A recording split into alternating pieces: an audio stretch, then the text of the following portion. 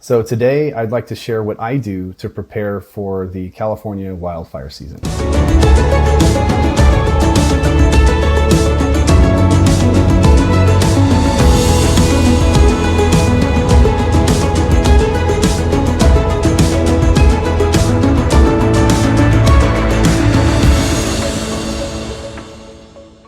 Hi everybody, my name's Alan Davis. I'm a recovery director with Tidal Basin.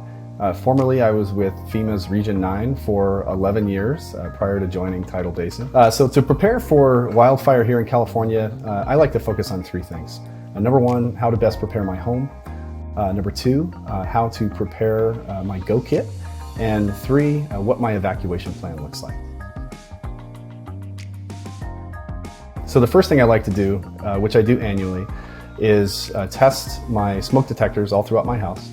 And I replace the batteries. I do that annually, whether or not they beep at me in the middle of the night or not, because better safe than sorry. I also like to make sure I have flashlights throughout the house. So I've got one in my bedroom, I've got one downstairs near the front door, and I've also got one in my vehicle. And last but not least, I like to create a 30-foot buffer zone called a defensible buffer zone around my home. Which does a number of things. Number one, it ensures that there's no wildfire fuel within 30 feet of my house.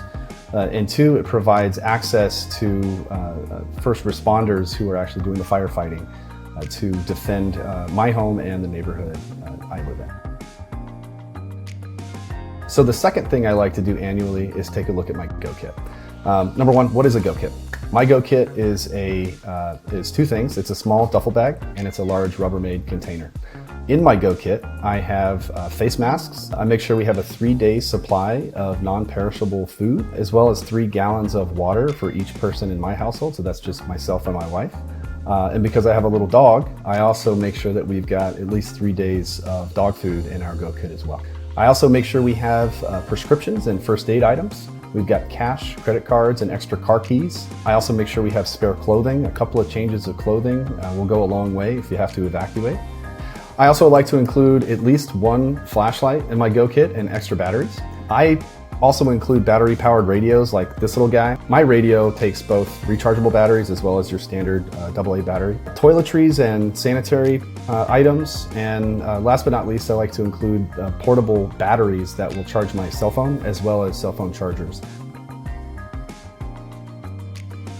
The last thing I do annually is I take a look at what my evacuation plan might be. Number one, most important thing you can do is listen to law enforcement and the response agencies in your area, because they are going to tell you when to evacuate and where to evacuate and via what routes to evacuate.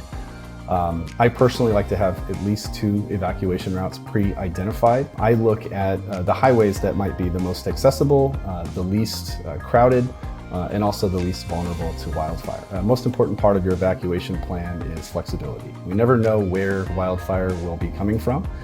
We don't know the nature of how the fire will progress, and so that's why it's really important to listen to and monitor the messaging that law enforcement and public safety puts out, and then make your decision making based on that information. Click the link below for additional resources, and make sure to visit your local emergency management agency's website.